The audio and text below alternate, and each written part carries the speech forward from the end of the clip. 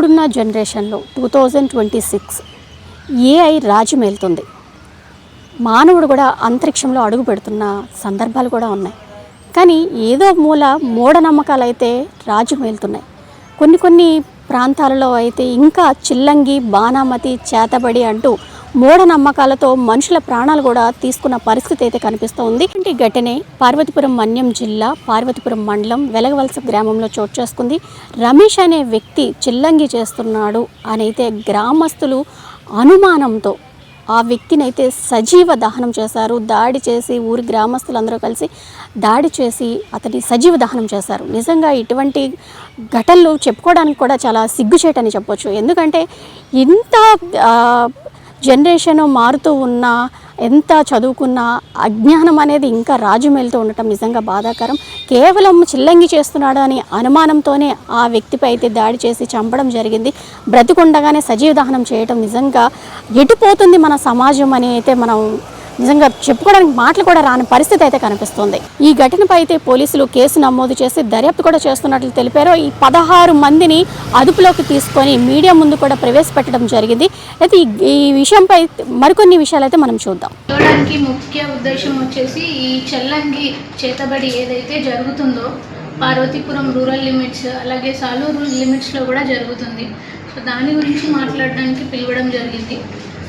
మీకు తెలిసినట్టుగానే నిన్న రాత్రి ఒక ఇన్సిడెంట్ జరిగింది ఈ వెలగవలస దగ్గర. ఫస్ట్ మాకు ఒక 112 కాల్ రావడం జరిగిందండి. ఈ కంప్లైంట్ ఫ్యామిలీ నుంచి వాళ్ళ తమ్ముని తీసుకొని వెళ్ళారు, కొందరు ఊర్లో గ్రామస్తులు తీసుకొని వెళ్ళి కొట్టారు అన్న ఒక కాల్ వచ్చింది. ఆ కాల్ వచ్చిన తర్వాత ఎస్ఐ అండ్ టీమ్ అక్కడికి వెళ్ళారు. దాని తర్వాత ఈ కంప్లైంట్ ఫ్యామిలీ ఒక కంప్లైంట్ కూడా ఇవ్వడం జరిగింది నిన్న నైట్ 11 o'clockకి. అందులో వాళ్ళ తమ్ముడు ఇచ్చారు కంప్లైంట్.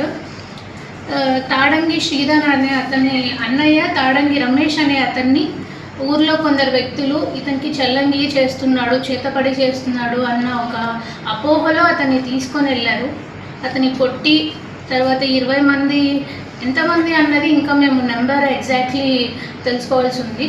ప్రస్తుతానికైతే వాళ్ళు నైట్ ఇతన్ని కొట్టి తీసుకొని వెళ్ళి శ్మశానంలో కాల్చడానికి ట్రై చేశారు. అందులో కాల్చారు కూడా. ఆల్మోస్ట్ బాడీ అంతా కూడా 80% బర్న్స్ అయ్యాయి. పోలీస్ రీచ్ అయ్యేసరికి కూడా 80% బర్న్స్తో ఉన్న బాడీయే మాకు బయటపడ్డది. ఆ తర్వాత బాడీని పోస్ట్మార్టంకి ఇన్క్వెస్ట్కి పంపడం జరిగింది.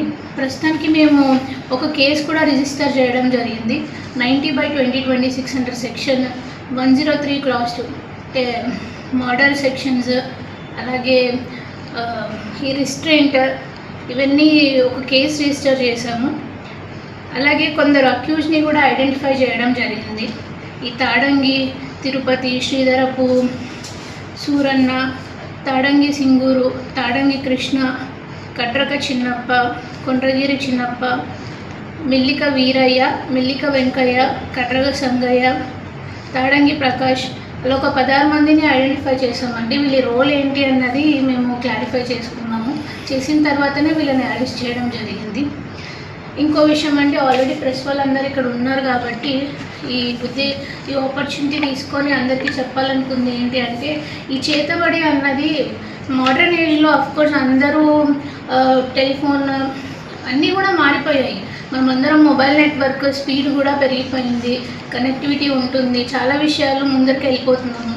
కానీ ఇంకా 2026 ఈ ఏజ్లో కూడా ఇలాంటి చేతబడి ఇవన్నీ జరుగుతున్నాయంటే ఈ విషయం అందరికీ తెలియాల్సిందే. ఎస్పెషల్లీ ప్రెస్ మీరు చేసేవన్నీ యాక్టివిటీస్ కూడా జనాలు అబ్జర్వ్ చేస్తూ ఉంటారు.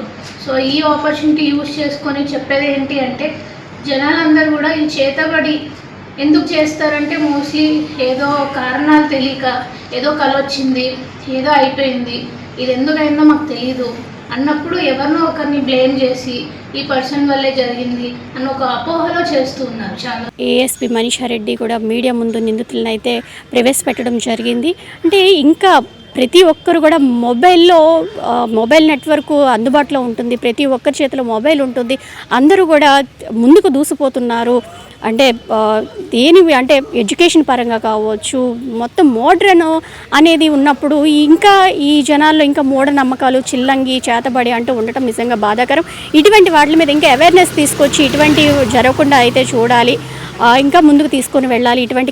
ఇటువంటి ఘటనలు మళ్ళీ పునరావృతం కాకుండా అయితే తదుపరి చర్యలు తీసుకుంటామని అయితే చెప్తున్నారు. నిజంగా బాధాకరం. ఎందుకంటే ఇంకా మన జనరేషన్ ఇంకా ముందుకెళ్తున్న సందర్భంలోని ఇంకా చేతబళ్ళు అని ఒక మనిషిని అనుమానించి ఆ మనిషిని బ్రతుకుండగానే చంపేయడం, సజీవ దహనం చేయడం నిజంగా బాధాకరం అయితే చెప్పొచ్చు.